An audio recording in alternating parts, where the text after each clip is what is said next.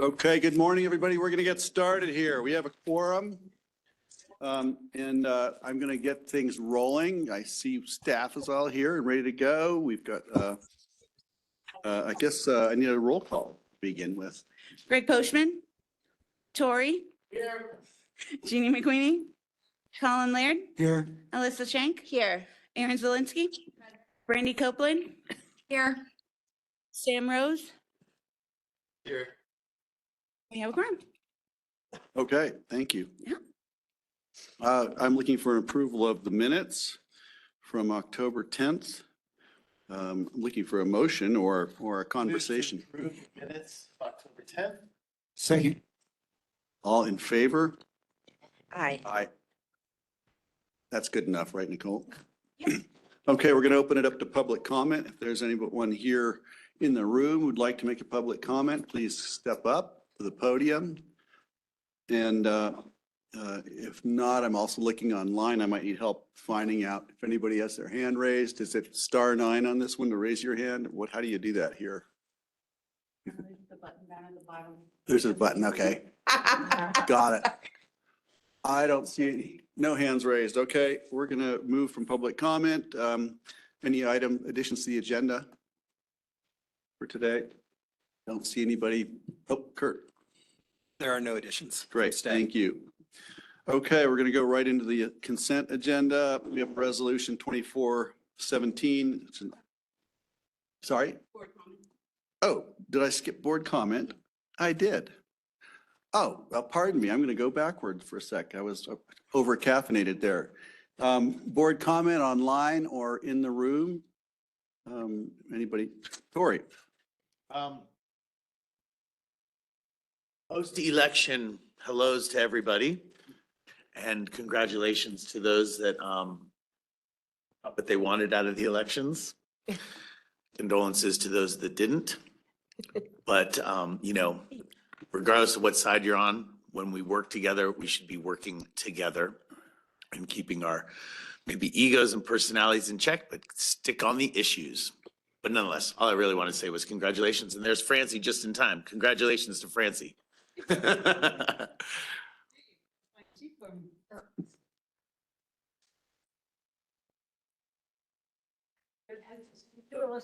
Knight and Francie Jacoba are joining us, so we've got additional board members coming in. Welcome. Hi. Congrats.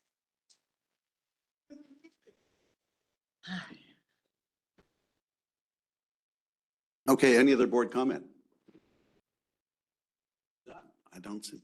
Okay, boy, we're all ready to keep moving. Okay, on to resolution 2417, which is an authorization for RFTA to amend the existing intergovernmental agreement with the city of Glenwood Springs for maintenance responsibilities, 27th Street and Highway 82 underpasses.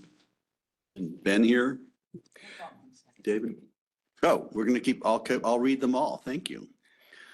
Next is authorization to amend the existing intergovernmental agreement with Colorado Department of Transportation for West Glenwood Transit Center for the RAISE grant. Third is submit a grant application, CY25 Colorado Department of Local Affairs, Energy Mineral Impact Assistance Fund Grant Program for Glenwood Springs Maintenance Facility, the RTC, Underground Storage Tanks Replacement Project. Does anybody want to pull any of those, or can we get a motion? Or do we need any other conversation on this? You're going to have to help me out here. I'd move to approve the consent agenda. Okay, motion, first and second, all in favor? Aye. Aye. Thank you, you're helping me move this along. Presentation action items, third draft of the 2025 budget update discussion. Paul Hamilton or Michael Yang. Paul and Michael are both here. Good morning. Thank you, board. Thank you, Chair. We will have Paul Hamilton, our finance director, along with David Carl, our budget manager, to present the third draft of the 2025 budget presentation. This will be the last. This will be the last view of this before we seek adoption in December. Thank Right, welcome, Paul. Good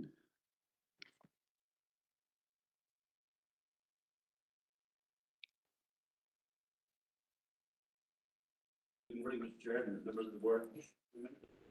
You hear me? Rep, thank you. There you go. Good morning. Today we're here to present the third draft budget of the 2025 budget. And our agenda for today is just kind of give an update on the overview, our revenue, our expenditures, kind of go through what the new items that from last month and talk about our major goals, fund balance, and a new item is our objectives and key results. So I will start by jumping, if I can, to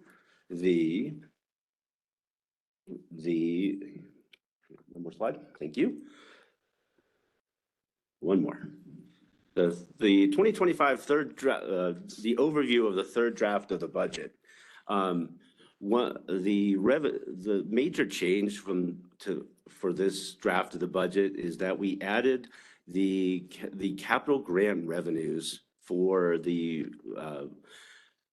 phase 6A, 6B, and phase 8 project that we added the capital grant revenues as well as the expenses for the project. So the change from last month to this month is we have $130.9 million of revenue, which includes that capital grant revenue. The same thing with our expenditures. We did include that in our expenditure line item, and we'll talk about that a little bit more later.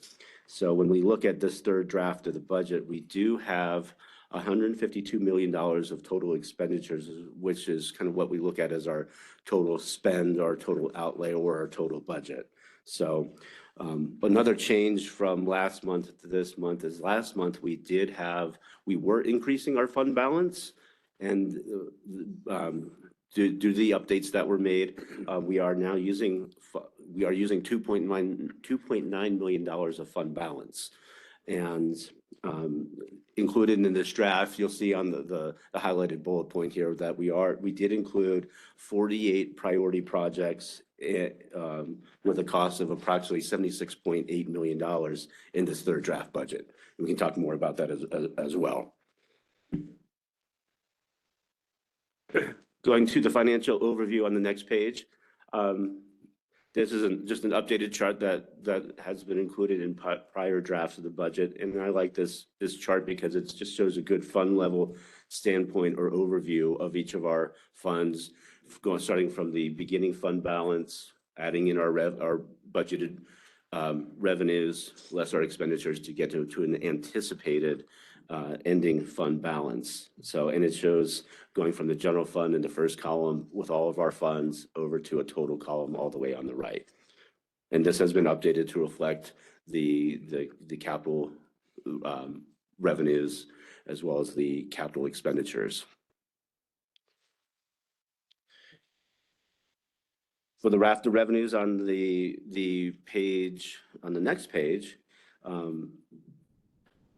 you'll see that the capital grant revenue, second column, we did not have this included last month, but so this was the major change from last month to this month, was to include that capital grant revenue of $38 million. So our sales and use taxes, our capital grant revenue, and our property taxes continue to be our largest sources of revenue. Just a sec, can you tell us what page in the back? Yeah, I'm lost too. I got lost. Sorry. It's a link, it's not in the past. Oh. Okay. What page is that on? It's a link you have to hit. Well then, okay. So it's not in that. Okay. Or I didn't find it.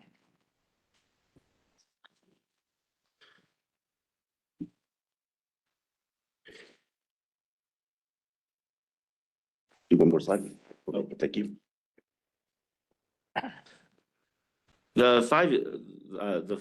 This slide up on the screen is the 5-year revenue comparison tab. And the one thing I wanted to point out here is if we take out a capital grant revenue and our investment income, I just wanted to highlight between the 2024 budget and the 2025 budget, there is a 5% increase in our revenues, which equates to a $4.4 million increase between the two budget years. And I'm talking about budget and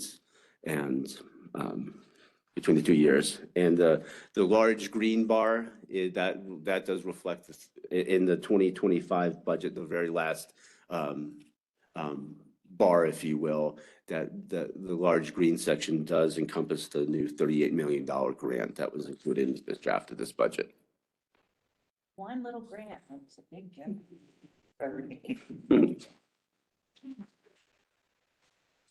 And on the next slide, there was only one change this month where we had an increase from going from 0% to 1% on the sales tax revenue assumptions for 2025 based on the 2024 forecast.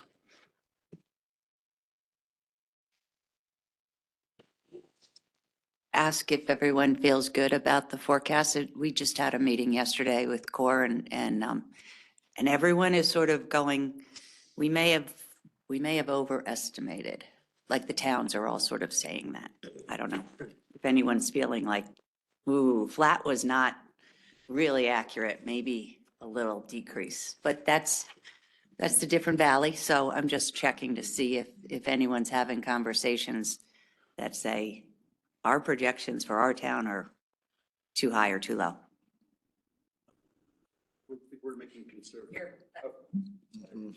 And Francie could verify or correct me, but I think what we're hearing is that we've got a pretty conservative budget already baked in, and I didn't see them talking about big decreases or small decreases. Yeah, I would say that our budget is on the conservative end for sure, as it usually is. It's the way Connie does it. Yeah, I agree with Greg. Anyone else? Oh, Colin? Yeah, we just met Tuesday. We bumped ours to 1%, but it's still pretty conservative.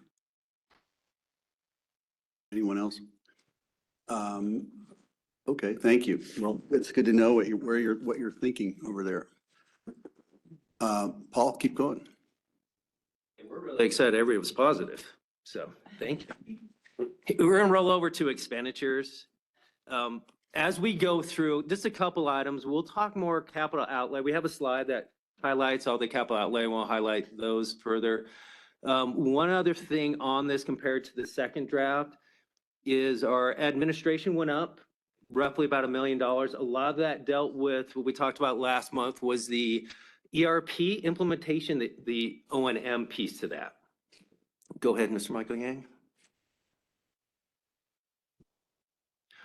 Our 5-year, just graphing out our 5-year, one of the things, as Mr. Paul Hamilton talked about, our revenues were going up 5% overall, which was $4.4 million. Our expenditures on the operating side are going up 6%, about $4.2 million. So even though our growth in expenditures is a little bit higher, we're still maintaining on the operating side, our revenues covering that piece.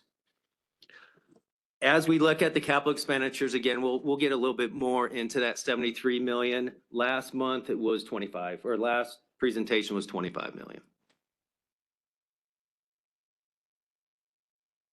One of the things we wanted just to highlight overall was just where are the increases coming from? So pretty small. Is there a way you can enlarge that just a little bit? Does everybody see it okay? Okay. So the first is compensation and benefits. That line, 1 point, that usually is our standard up to 4% merit increase on our existing. The ERP implementation, that's one of the items there. It's jumping up 670,000. That includes just what we have to pay for the subscription fee, as well as adding 2 positions during the year to help with that implementation and running it going on forward. Health insurance, that really is our 12% health insurance increase. I'm going through our HR, Megan, the team did a fantastic job going through a lot of different iterations, looking at different avenues. First and last mile mobility. So that's one of our larger increases on the operating side, hitting our budget, about 570,000. If you really, I know Mr. David Peasantchek's done a lot of data on the ridership. We've increased ridership on the regional bike share by 50% compared to last year. So obviously, as this is increased, our expenditures are, just need to match it, with that piece. New facilities, Ben's group with everything they've done. So now we're looking at full year of the GMF expansion, 3457, the underpasses, as well as IMP. Organizational restructure. I think just going back in history, back in September was probably the first time during the board meeting that Kurt and Mr. Muckingang, they brought up the CEO transition and some of the impacts with those positions. We actually have a slide coming up. We'll get a little bit more into that piece. Strategic initiatives. Some of this is new positions that we'll highlight during the strategic initiative slide, as well as some additional IT O&M pieces that would be hitting next year. Can you just remind me what ERP stands for? Enterprise Resource Planning.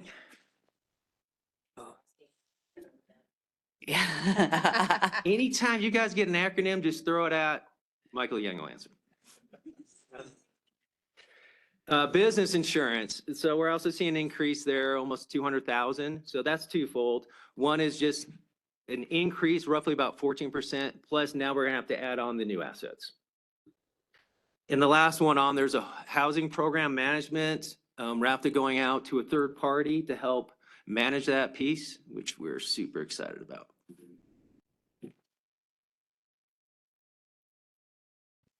Now, as we go into the organizational restructuring, there was a lot of those position conversions.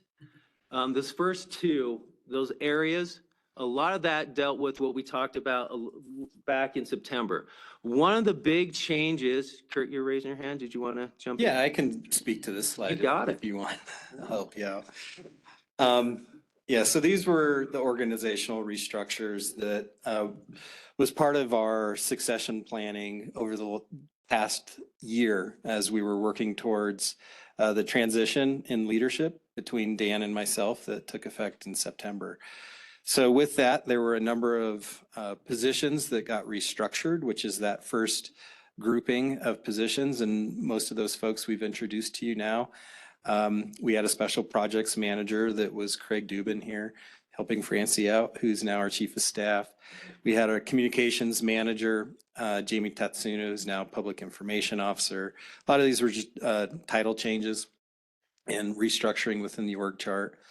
We had an operations manager who really just primarily focused on hiring bus operators. We moved that position from operations into HR and gave them an appropriate title. We had an individual in our maintenance facility that managed one of our asset programs that now just has a new title, maintenance program manager. Our director of HR and risk management, new title of chief human resource officer. So the next two here are pretty exciting. Our planning director, David Johnson, and our planning assistant, Jason White. We're creating a new department with the two of them, and they'll be heading up a sustainability and legislative affairs department. This is an area where they really primarily work currently. They do all of our grants management pursuits, all of our legislative affairs. So in terms of sustainability, we're now though being more deliberate about our environmental sustainability that this team will be able to pursue, as it is one of our primary outcomes for the organization. So our financial and environmental sustainability, this new department will be able to be very deliberate about advancing for RFTA. Then we did have moving down, we had a position elimination.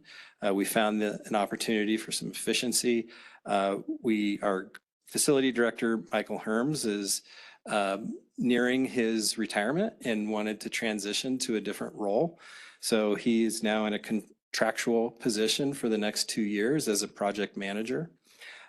We saw an opportunity then to merge our facility maintenance department and our vehicle maintenance department into one department as maintenance.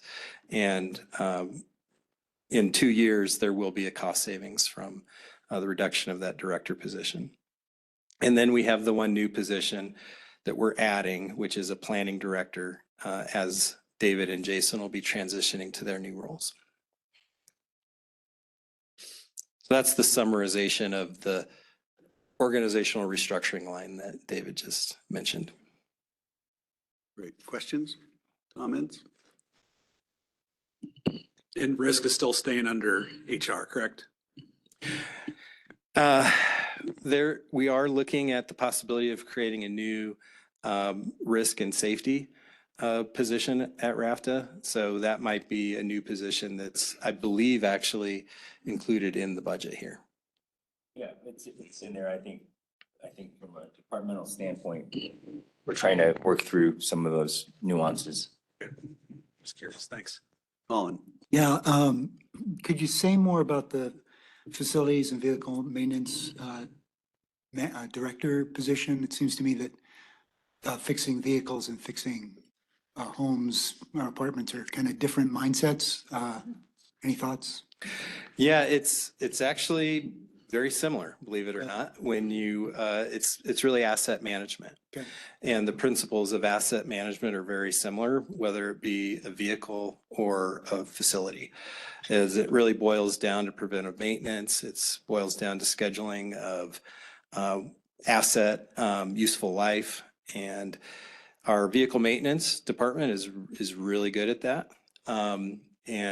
We saw this as an opportunity where we could get our facilities up to speed to that same level of planning so that we have a better idea. And it's not necessarily apartments. That actually falls under the other item of property maintenance, where we did add a property maintenance aspect to RFTA, where our housing properties are now going to be managed by a third party.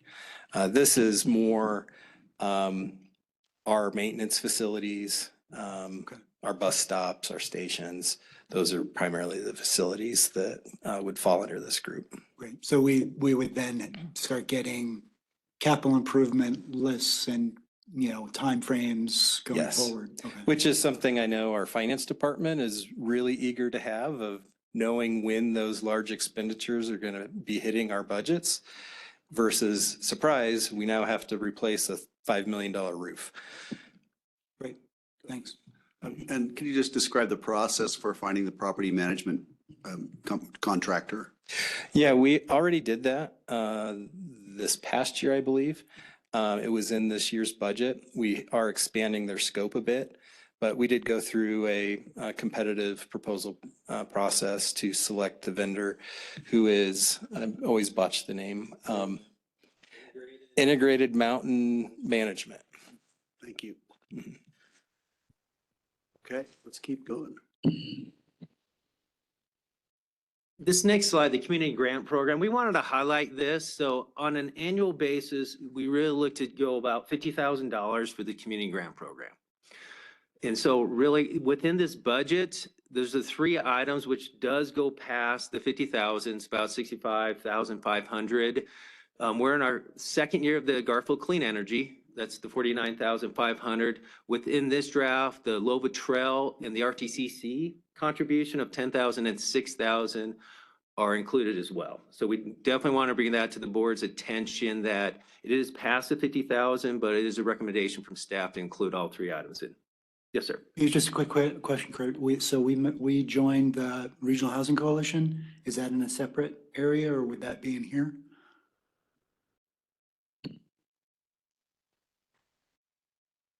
That's a good question. The community grant program is a program that we've been talking internally about how we wanted to continue as we have been this year, and then reevaluate and seeing how we could improve how we administer it and the spirit of it. The spirit of it was to provide grants up to $50,000 on an annual basis each year. But if you look back historically, it's been the same entities applying. With respect to that, with the Housing Coalition, I know RFTA the board approved RFTA being a member, which included like annual fees. And so I think as a member, I think that's a difference. That's outside of the scope of the project. But it's something that I know what's interesting too about this is I think Garfield County GCE, Garfield Clean Energy, we're also a member. Yep. So that adds a little, that's why we wanted to continue as we have been for 2025, but take 2025, take that year to reevaluate this program and trying to organize it better so that for the memberships that you're speaking about, whether it's Housing Coalition or GCE, we have a consistent way in how we reflect it in our budget and how this program works. Okay, it just seems to me that many of these organizations, Love a Trail, GCE, and now the Regional Housing Coalition, are strategic partners in many ways. I mean, they're not just asking for money, they're actually helping RAFTA achieve some of its strategic goals. So just something to think about as we move forward, that it allows RAFTA to do things that it can't do internally, and augments it. So just rethinking. I appreciate you explaining that, but also rethinking how do we partner with all the different organizations that are trying to work on these issues, because we're all trying to do it at all the same time, and the more we can work together, the better. And if I could add to this, the community grant program is a grant program that is established within, is it the bylaws? The RAFTA bylaws establishes this grant program. It does indicate that grants awarded above $50,000 would be brought forward to the board for approval. These grants that are listed on the slide have been the entities that have historically applied for that grant program. So that's why they're currently falling under that, under this funding line for RAFTA. If we want to have a conversation about whether this transitions from a grant program to something where RAFTA views this as a strategic investment, we can have that discussion. And I don't believe our membership with the West Mountain Housing Coalition was a grant request of RAFTA under this program. It was a separate program, so that's why it's not being listed here. Thank you for the questions. I just wanted to know how often, or what other entities have applied? Are these the only three, or? Yeah, this is something that we've been learning about ourselves right now, the folks sitting here at the table, of how this program's worked. It does not appear that there's really a notice of funding availability that's put out to the public. It's just sort of been, these entities are aware of it. They continue to apply for it each year, and RAFTA has selected them for funding. So I think this is an area where RAFTA has an opportunity to better develop this grant program if it's something that we view as something that's important to continue to provide to the communities, to where we can make it more well-known amongst our member jurisdictions as a program that is available. So to date, it's, I think, pretty much there's been a select few of entities that are aware of it and apply. We did have one other entity, I think, apply. And we, this year, did pull together a committee of staff to review the applications to just see if they do align with RAFTA's mission and what we're trying to accomplish. And we felt the three listed here did align with RAFTA's mission.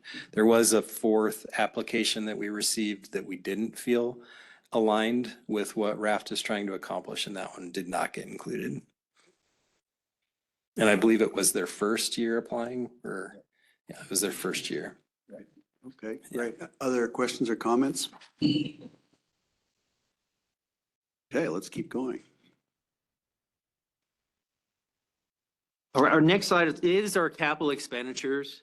And so just going through the really 4 items that are new to this draft of the budget is the GMF expansion phase 6B, the administrative facility building, the GMF expansion phase 6A, which is the West Glenwood Transit Center, the GMF expansion phase 8, which is our zero emissions vehicle equipment storage facility.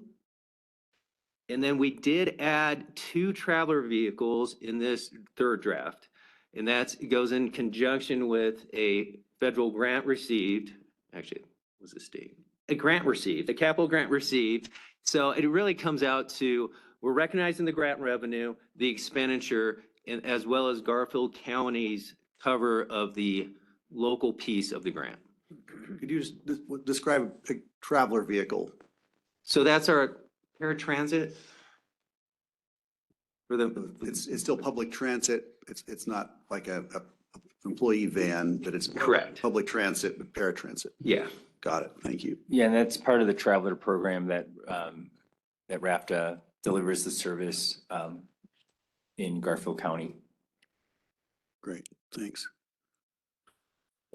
Roll on to the next slide. This is really just the phase 6A, 6B, and 8. So this is very preliminary overall. So it does include our grants. It does include our preliminary cost assumptions at this point, which was really tied into when we submitted our grants. Most likely, we'll probably have a future budget amendment as we get closer to final estimated costs for this project, or 3 projects.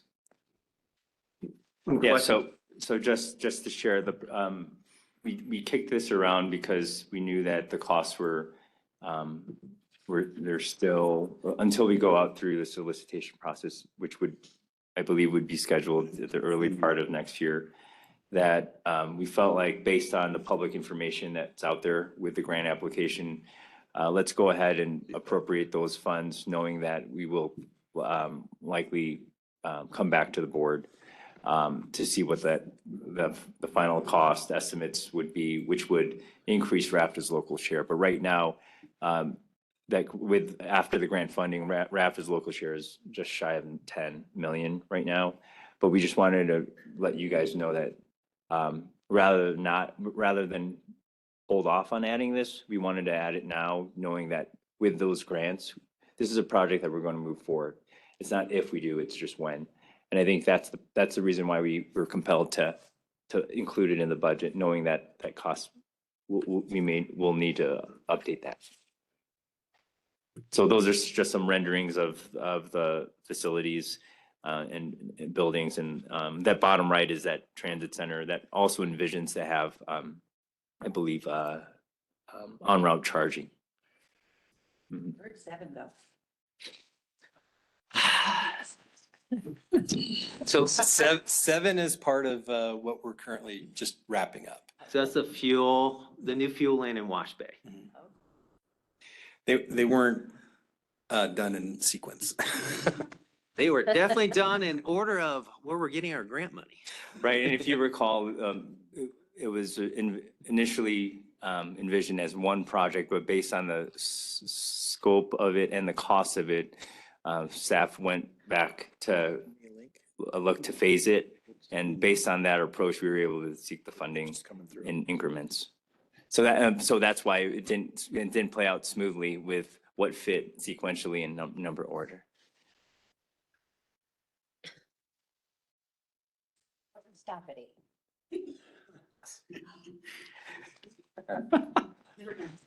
Going. Skip 8 and go to 9.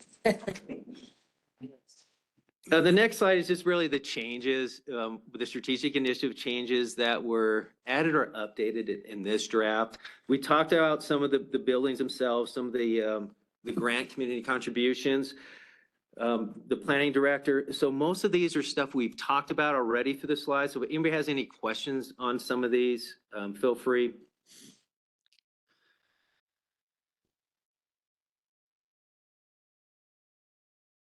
Jumping over the next slide.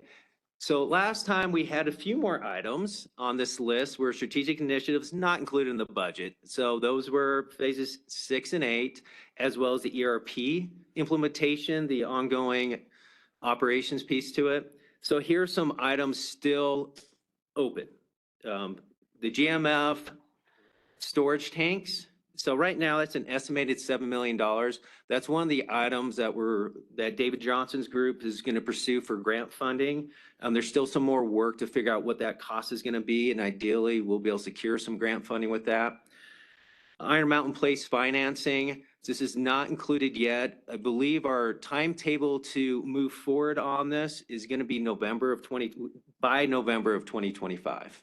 So we'll need to make a decision moving forward for this reimbursement financing piece.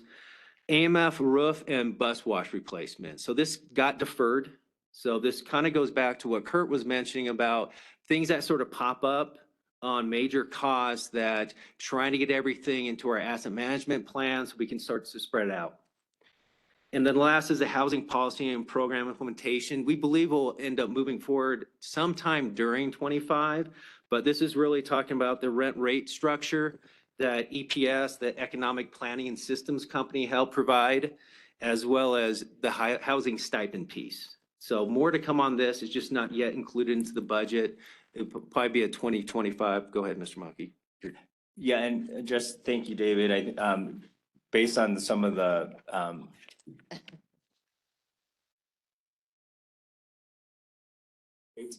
based on the EPS study, there were action items, recommendations, and the few of them that David mentioned had economic impacts. And based on where we are with our union negotiations with the ATU, we felt like it would be prudent to hold off on committing to funds for any of these programs because of that open item. And so that's why as David mentioned, this is something that's still on our initiatives list of things to do right now. So it's just a matter of when we could do it.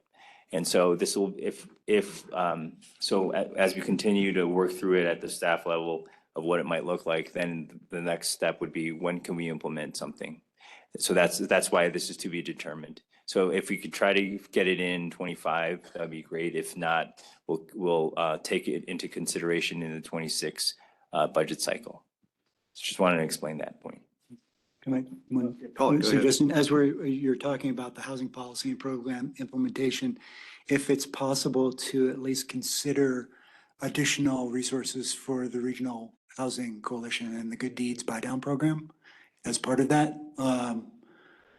I know it was proof of concept when we joined. We didn't want to put money, RFTA as an organization didn't want to put money into that to help buy down units because you weren't sure how that might work. But we started in August. We've 2 units that we've bought. Both people who live in Glenwood Springs. And it has a lot of legs now. It's starting to go. Now it needs some resources. And if there's a way to include that discussion as we think about the housing program for RFTA, because this is an opportunity to help RFTA employees buy units. Eagle County has a great program. They've been doing it for 3 years. They have 85 units. We can do the same thing, but we need more resources. Our challenge is we're so multi-jurisdictional, but I'd love just RFTA to be thinking about that because at a regional entity, it could really benefit RFTA employees. I think one of the questions that we had about the program was whether it was expanding into the I-70 corridor or not. Yes. Okay. I mean, we don't have funding from the I-70 corridor, but you can buy a unit in we have one under contract in Newcastle. Okay. Yeah, by Silt, Rifle, yeah, anywhere in Garfield County. Okay. Thank you. I'm just looking at the overall staffing where we're currently at for this third draft. If you really do just look at the new positions we talked about during strategic initiatives, as well as one other change is this draft includes 178 full-time CDL bus operators. The 2024 budget included 176. And so a lot of that deals just with some slight changes in our transit service plan.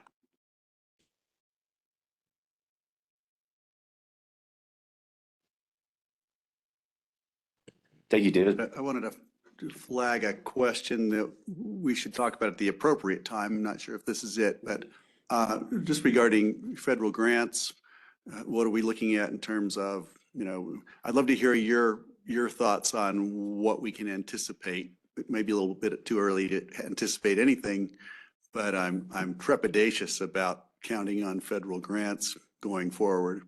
And I'd like to hear what you all think about that at some point at the appropriate moment. But it's somewhere around our goals. I'm just wondering, what are we relying on? What are we anticipating that may have changed dramatically with the last election?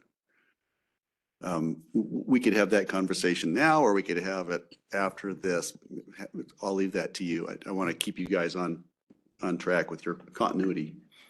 Well, I'll just quickly state that we've been very fortunate to have received a lot of federal grants over the last 4 years. Most recently, we received about 32 million for the final phases there of the GMF, as well as, is it 10 million for the battery electric buses? We received 100% funding to buy 10 more battery electric buses. I think it's actually 15 million is what we received. Right. So we're eager to get those contracted, under contract with the federal government. So we will have a lag of capital funding needs in the next few years. So I think strategically we did well. We got a lot of the funding now, and we won't have as many needs for the next couple of years. Okay, But go ahead. as it relates to the concern, I think that's the intention of the new department that David Johnson is anticipated to lead, is having that sustainability and legislative affairs component where instead of just asking, hey, what grant programs are out there? One of the intentions that we spoke about was how can we be more proactive and leverage our resources at the state level or in DC, Washington, DC, to better communicate some of our goals as RAFTA, as an organization, and some of the needs that we anticipate, not just next year, but a few years out.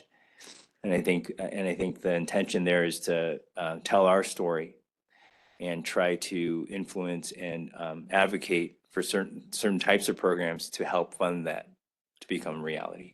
So it's more of a proactive approach that we wanted to, I wanted to share with you that description because of those concerns. Just similar to, as we know, while RAFTA had received recognition from the FTA with respect to its climate action plan, we know it's dependent on federal and state support to advance. We can't do it alone. And I think that's an important part that one of our takeaways from that process. And I think that's why by having this intentional commitment of this department to also include that as part of its primary roles, that's important for us to move forward from the financials. That's where the financial sustainability and environmental sustainability kind of meet. So I just wanted to share that with you. Right, thanks. On that same topic, it occurs to me that many of the suppliers, like electric vehicle suppliers, bus suppliers, I've been contacted by one, put them in touch with you, who are probably looking at the future and wondering what their future holds, and they're probably trying to get rid of inventory and move things along and get their balance sheets sorted out, because the future is a little bit uncertain. So there may be opportunities there as well if we're still trying to figure out how to acquire buses or vans or things like that. So since we don't really know what's going on, I think perhaps there's opportunity in the chaos. Thank you. Thank you. Questions or comments?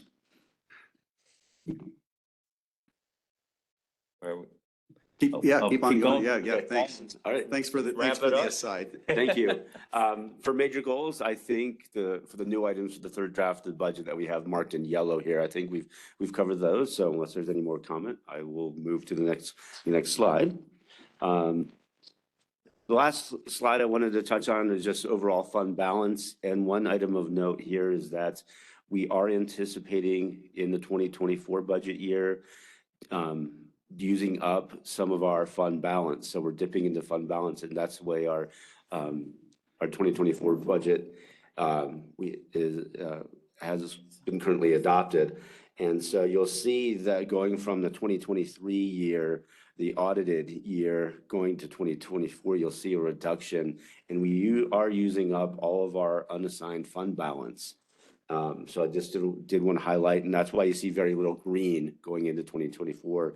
And as I mentioned before, in 2025, we'll be using up a little bit more of fund balance. So I think in the just wanted to highlight, if you go back to, even to the 2020 year, our projected fund balance for 2024 and 2025 exceed our fund balance for the 2020 year. So just wanted to highlight those items.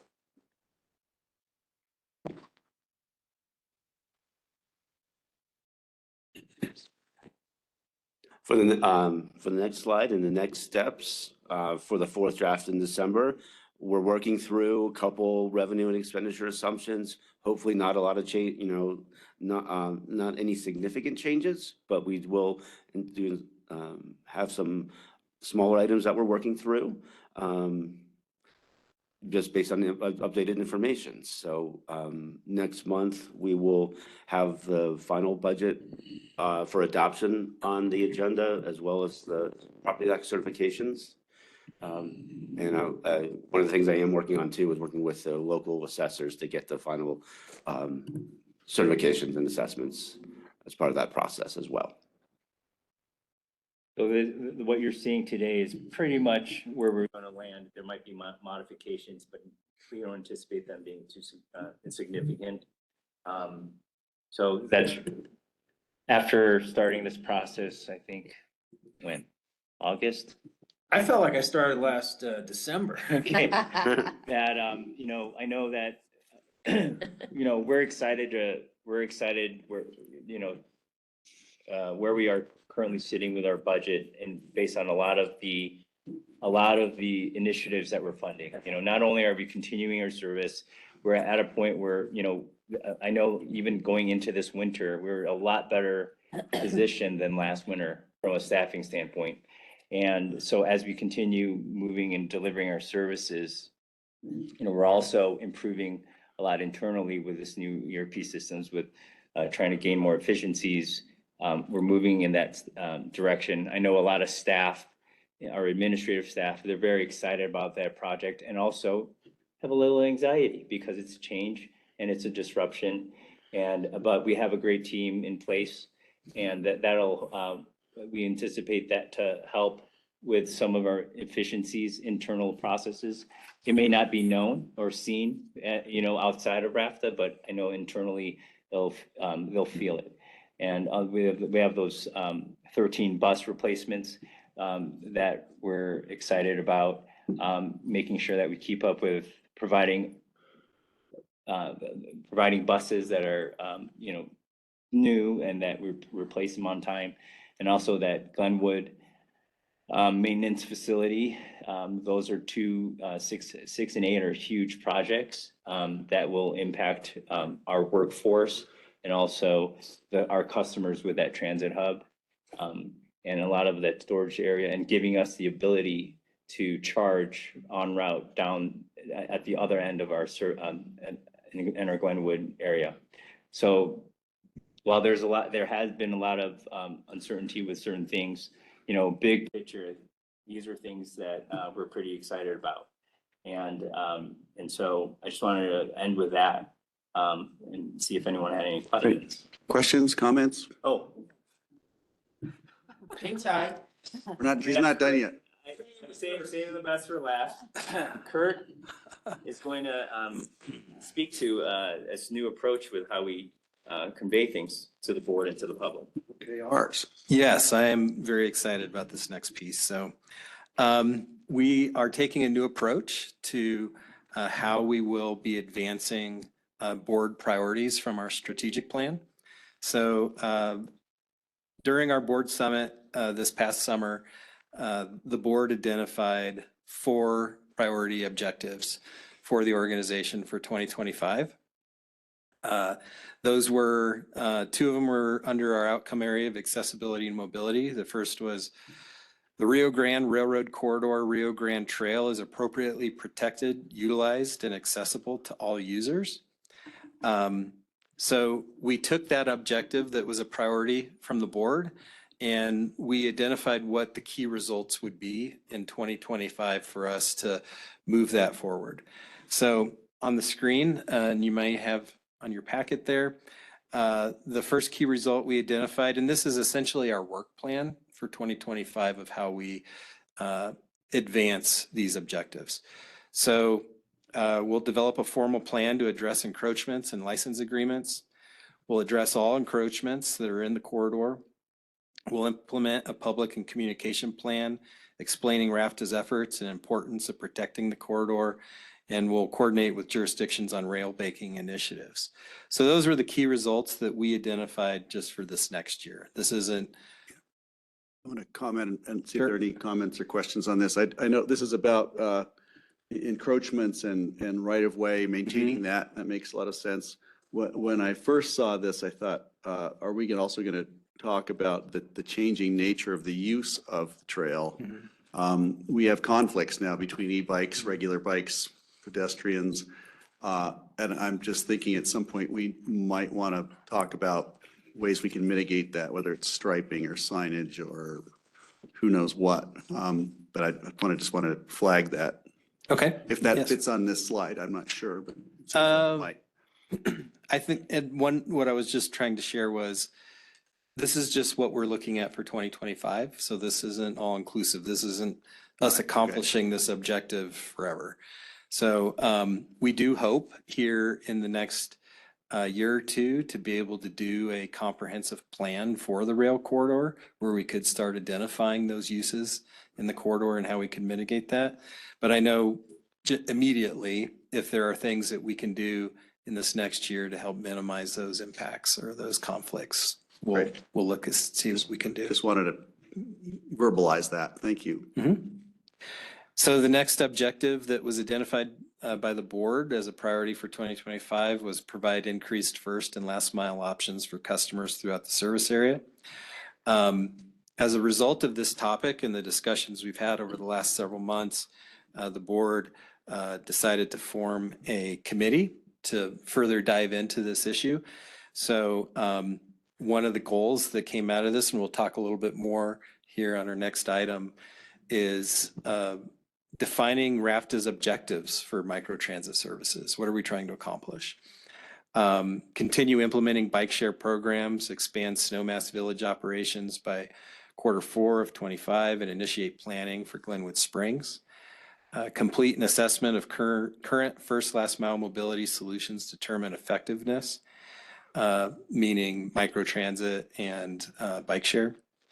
Identify and establish sustainable funding sources and mechanisms for first and last mile mobility, which is one of the other goals that the subcommittee is looking to tackle. And we'll talk more a little bit here in just a minute. The third objective identified by the board was implement RFTA's comprehensive housing policy. So first, draft RFTA's policy guidelines. That's something we're hoping we can have completed here this year. Develop stipend policy by Q2 of 25. So as you heard from Mike, we did not include that in the 2025 budget at this point. There's still more work we need to do in developing what that stipend program looks like and how it'll work. We're still optimistic that that's something we could still bring forward in 2025.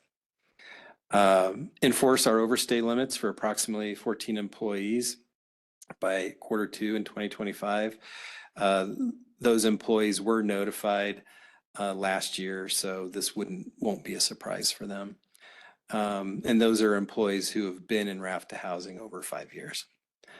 Refine rental advance program by Q2 in 2025. Develop and begin implementing a communication plan by this month in 2024. That's communication plan with the workforce who are in housing. And transition to that property management company. That will hopefully be in place by the end of this year as well. Yeah, would you mind reviewing for me the overstay limit? So they have 5 years in housing and then that's it? Yes, so if we go back to our board summit, this was one of our primary topics at that meeting. We had a number of recommendations that were brought forward through that study that was conducted by our consultant EPS, one of those recommendations was to, I should back up. Looking at just how RFTA approaches housing for its workforce, the recommendation was that RFTA should focus its resources, its physical housing resources, on getting people settled and into the region. Knowing that our resources are limited and we're not going to be able to provide housing for every RFTA employee, the recommendation was provide physical housing for the first 5 years of one's employment at RFTA to help them get established. Right, subsidized housing, the physical housing that RFTA provides. After that point, we then transition to financial assistance and other programs that help them navigate to free market or other subsidized housing opportunities within the region. So that was the strategy.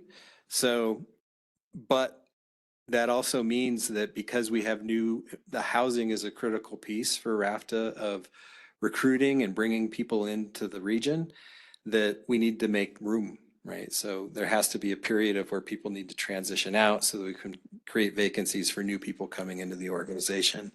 So it was recommended that 5 years was that limit.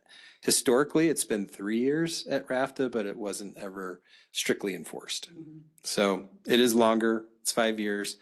And after that point, we then transition to hopefully financial assistance and other tools to help folks navigate to find affordable housing. Do you expect any attrition associated with that? Possibly. We haven't seen that yet, but that's certainly a possibility. But a lot of the folks it has become an equity issue where many of these folks that are currently in housing are folks who are supervisors and have wages that would allow them to secure housing within 30% of their income. I can imagine that being a moving target only because we're just watching such inflation and housing costs here that thinking, boy, a plan we made 2 or 3 years ago probably might need to be revised. Yeah. As we watch those prices go up. It's definitely a living document that we'll have to review annually. I lost track of where I'm at. Third or fourth objective here is under our outcome area of environmental sustainability. This is RFTA will prioritize energy efficient strategies to reduce greenhouse gas emissions and advance projects that enhance existing services with a responsible budget. We're fortunate to have just completed a climate action plan and a zero emission transition plan that laid out strategies for us to move forward. So the key results that we identified for 2025 was under our energy efficient strategy was implement fare reductions to increase ridership, continuously measure and monitor energy efficiency across our operations, collaborate with, this is our property management company, IMM, on employee placement so that we're not placing people in locations where they then have to travel long distances to get to their work. 2, reducing greenhouse gas emissions. Take delivery of 10 new battery electric buses that we received that grant funding for. We might not take receipt of those in 25, it might be 2026. Begin electrifying the non-revenue vehicle fleet, and then plan and initiate the RFTA Mobility Hub at the West Glenwood Transit Center by Q4 of 2025. So that concludes our objectives and key results that we identified from the board priorities. Can I ask a quick question just on first last mile? On item number 3, complete an assessment of first last mile mobility solutions. Does that include like the software platforms or integrating the various, I'm always vexed by that each community has its own circulator system, kind of branded differently maybe, are we going to look at consolidating or we're creating one brand or, somehow integrating them all so we have a really robust and transparent online platform for accessing transit? I think that could definitely be a result of that assessment. So it's in there. David? And anecdotally, I have seen a Carbondale branded shuttle in Salt. So I mean, I think that the operator is doing it for sure. So it only would make sense, you know. That is one of the challenges of unique branding, that sometimes you need that vehicle somewhere else. It reminds me of the X Games when we see, buses from, I don't know, Yellowstone or something coming up and down the valley, or, front range buses. Anyway, thank you. Thanks for that. Okay. Any other questions or comments on that? Where are we? Thank you. Let's see, are we at the Reso at establishing First Last Mile Mobility Advisory Committee? David, welcome. Thank you.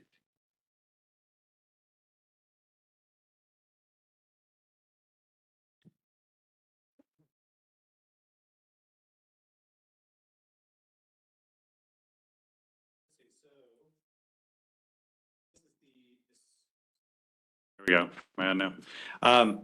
This is establishing the First Last Mile Committee. So as you may recall, back at the Board of Director meeting from October 10th, there was direction from the board to establish a committee looking at First Last Mile. And some of the direction that we received was for that committee to meet before this meeting. So that committee did meet on October 29th. A number of things were achieved at that meeting, including identifying a chair, which is Ben Bombach, Colin Laird as the vice chair, establishing what a quorum is. So in this case, it would be a simple majority. So we had 6 people on, so that would be require 4 committee members to establish a quorum. We also identified a purpose statement, and that is to define RAFTA's long-term role in First Last Mile Mobility, specifically addressing funding, as well as a number of goals to help get to that point. Another piece that was landed on was a timeline for that committee. So we discussed 6 to 7 months for the committee to meet. And we do have our next meeting scheduled for December 9th. So we've got a 3-hour in-person work session with that committee to start going through the First Last Mile Mobility goals and items that we need to cover. So as a part of our bylaws, it is required that the board pass a resolution formally establishing the committee. So you have a resolution in your packet for review that identifies the items that I just went over. So this is simply to create the committee by resolution and formally establish that. But I think that's all I've got. I think it's a pretty straightforward administrative procedure at this point, and then we'll be back to you with more substantive feedback and coming board meetings. Great, thanks. I just wanted to open it up to the board to see if we have questions on this, or go ahead, Tori. While that may be somewhat of mundane update, I just want to tell you, this is extremely exciting. This committee is galvanized around First Last Mile Solutions. It's amazing. It's the committee to be on. There's no question about it. All the cool kids are there. Sorry. He's still in here. That's okay. Thank you for that. We could have a motion to approve, but I want to make sure there's plenty of conversation if there is any. But it sounds like you've laid it out pretty clearly. This is a first step, and we'll be excited to see how this progresses. But if anybody'd like to make a motion, if there's no other comment. David, were you about to raise your hand? Yeah, I'm excited about this too. It does sound mundane, but it's actually, I think, lays the groundwork for the future of, what we're going to be able to do to be more sustainable, especially as electrification occurs and getting, kind of jump starting people getting to mass transit in a sustainable way once all that technology comes together. So it's good that we're getting ahead of the game, thinking about that. Great, thank you. Yeah, imagine being a tourist and getting off the airplane and just having, an easy way to identify the transit to get wherever you want to go, depending whichever community it's going to. It just, to me, just seems like the obvious thing that's going to happen, and it's fun to see how we get there. A little easier than the Denver airport, hopefully. We don't have any underground trains yet, but who knows what will come out of this. Okay, so I'm looking for a motion and a second. So moved. I'll second it. Okay, further discussion? All in favor? Aye.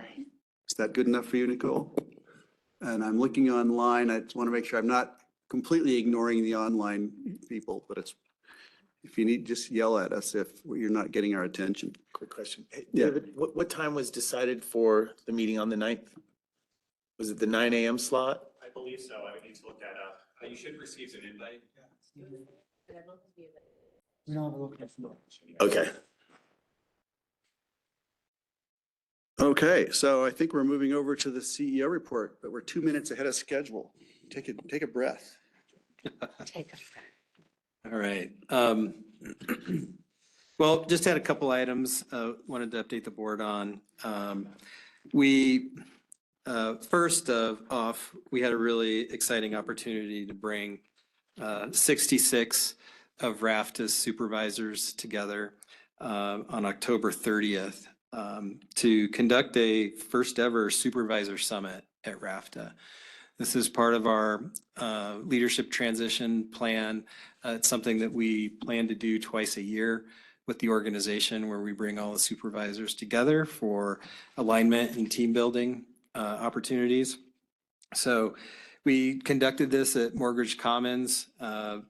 It was just to start the meeting off, just seeing that many RAFTA leadership in one room, which had really never happened before. Right there alone would have been a success if we ended it at that point. But it was just so neat to really see all these different departments who many of which didn't know folks from other departments, able to be in the same room and network and get to know each other and get to know what each other does.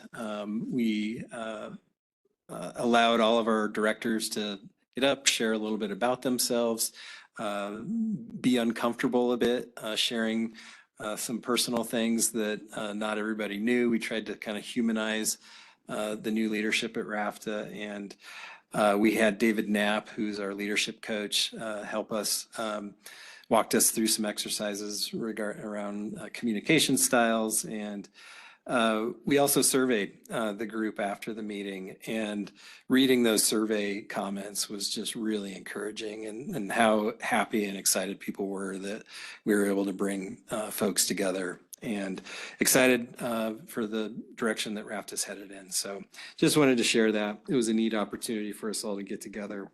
That's really cool. Great. Thank you, Jane. Great. One other item here, I may look to Mike to provide an update. It was requested at our last board meeting for an update regarding the sales tax exemption that RAFTA has been seeking around housing projects. As you may remember, we'd have been hit with paying those sales tax on materials for the project at our Iron Mountain Place, the hotel conversion in Glenwood Springs.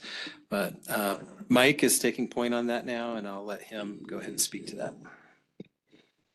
Thanks, Kurt. On page 64 of the board packet is a write-up of it.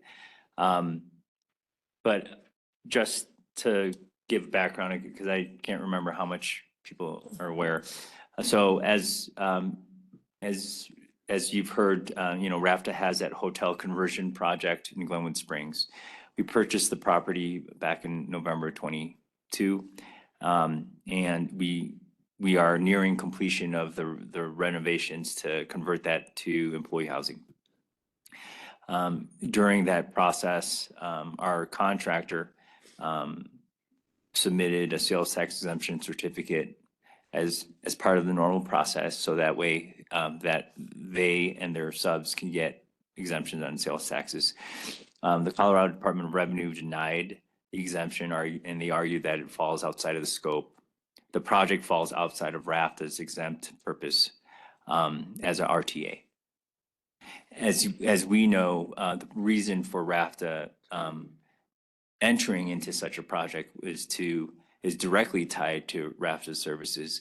In order for us to deliver services, we need employees, right? And as Colin, you've mentioned about the housing challenges. This is one of RAFTA's, one of the attempts of RAFTA trying to solve that for its employees by converting this property so that we can hire the employees, but have them have a place to stay to deliver the services.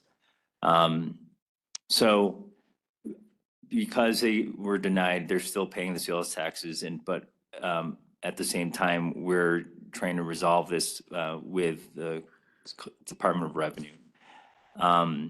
And we took the issue on with the conferee there earlier this summer, or spring and summer, but Department of Revenue upheld their position. But we're also learning throughout this process that there's certain procedural matters that because RAFTA, the contractor, was the entity who was denied, that they're saying they have to work with that the contractor, right?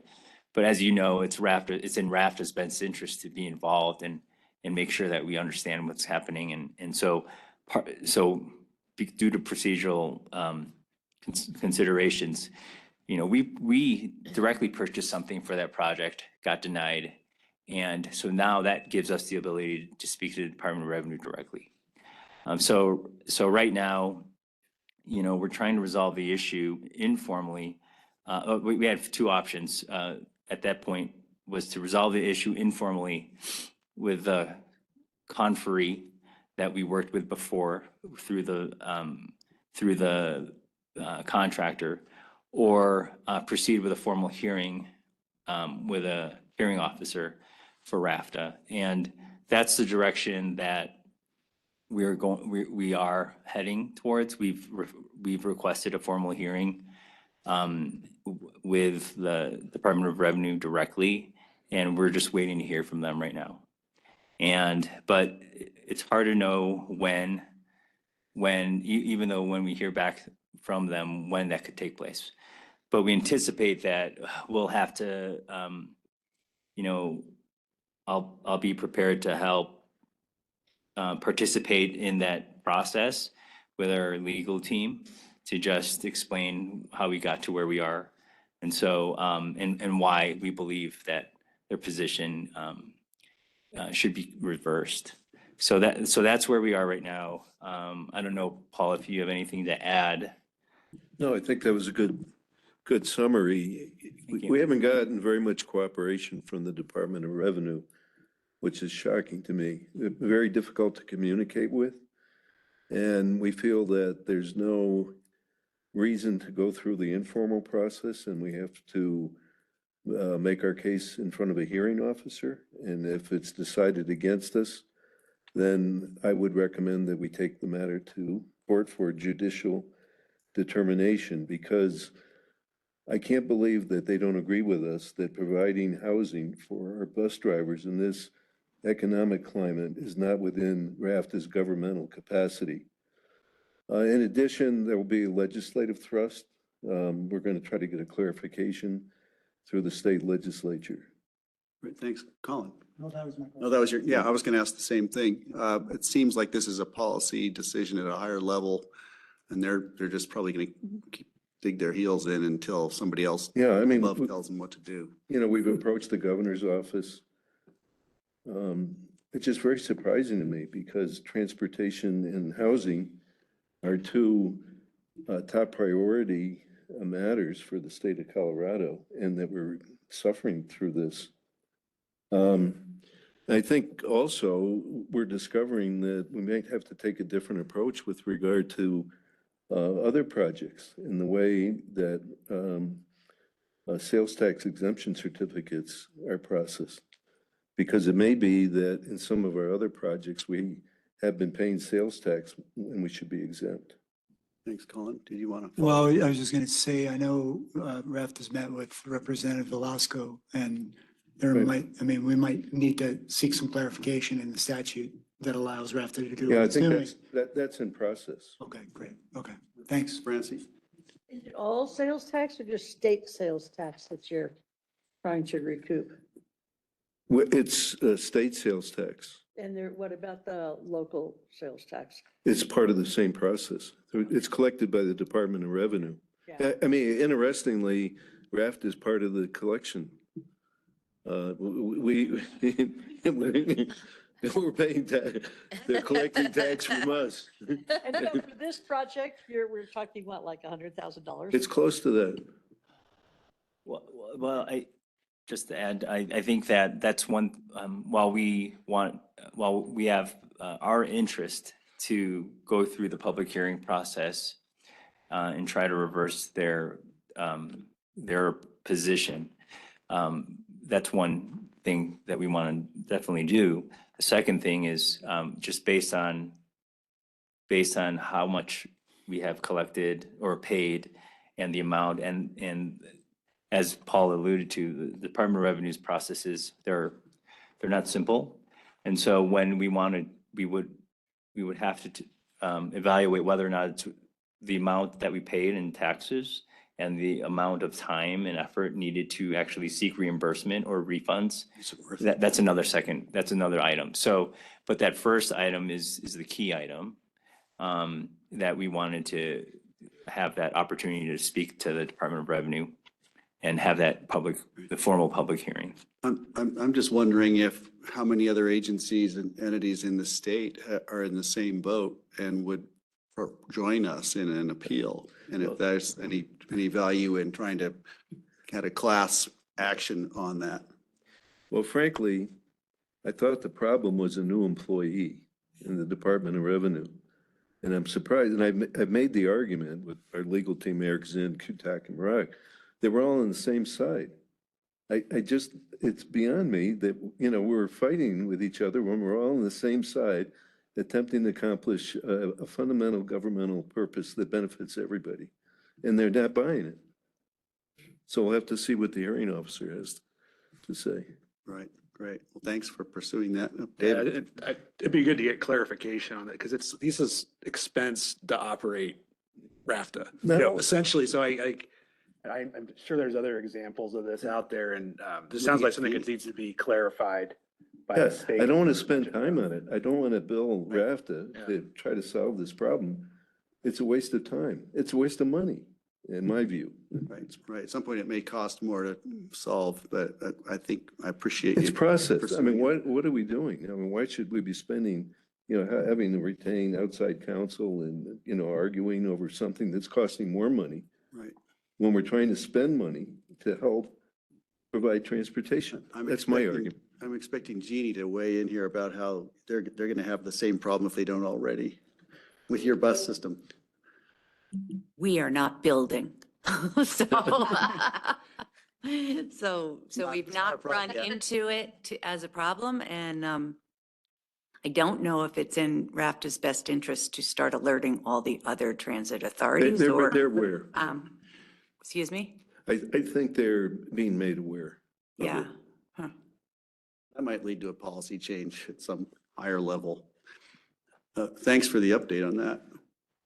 Interesting. Okay, the CO report also contains just performance metrics for the RAFTA services. We also this month have included some metrics for our microtransit. So we have bike share metrics in there as well as I believe microtransit metrics in there as well. So any questions on that, we're happy to discuss. We have status on our 2024 work plan. And then we have Michael's financial report. So. Thank you. Colin? Well, I just want to thank you for including the microtransit info.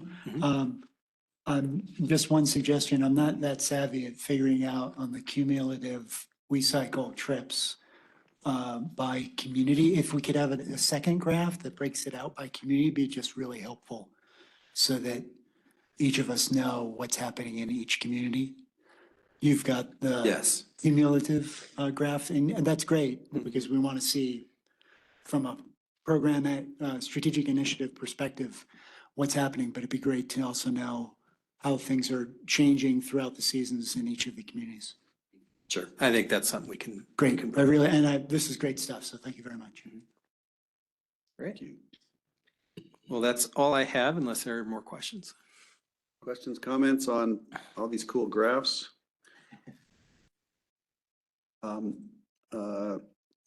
No, I think what's next? We're coming to, did you say Mike, or are we, is there more on? I think that concludes the CEO report. Again, unless there's questions, and the only other item I believe on the agenda is the executive session. Got it. Vote to go out. So moved. Second. Favor? Aye. Aye. Great, thanks. We can let people back in if there are any people waiting to come in. Next meeting is November 14th. Oh, wait a minute. Today is November 14th. Thank you. Next meeting is December 12th. And this will be in person, Town Hall as usual. And do we have to do anything else other than a motion to adjourn? I guess not. I'm looking for a motion. You all want to stay? Okay, stick around. We can all hang around. I'd make a motion to second. All in favor. Thank you all. Thanks for going easy on me. And I'm really grateful you had all those supervisors get together to celebrate